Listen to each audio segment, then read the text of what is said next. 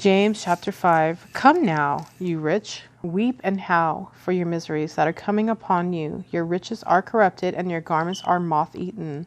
Your gold and silver are corroded, and their corrosion will be a witness against you, and will eat your flesh like fire. You have heaped up treasure in the last days.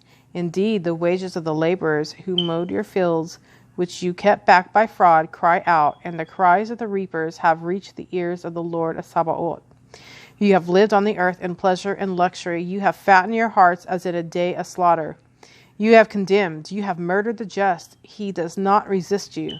Therefore, be patient, brethren, until the coming of the Lord. See how the farmer waits for the precious fruit of the earth, waiting patiently for it until it receives the early and latter rain.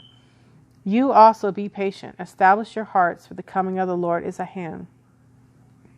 Do not grumble against one another, brethren, lest you be condemned.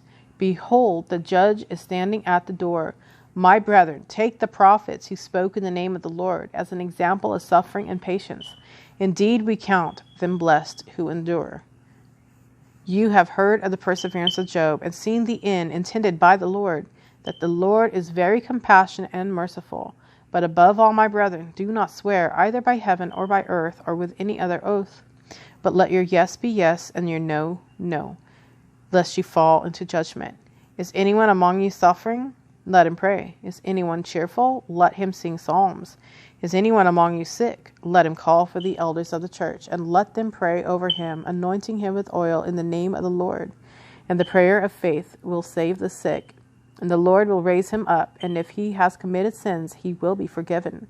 Confess your trespasses to one another, and pray for one another, that you may be healed. The effective fervent prayer of a righteous man avails much. Elijah was a man with a nature like ours, and he prayed earnestly that it would not rain, and it did not rain on the land for 3 years and 6 months.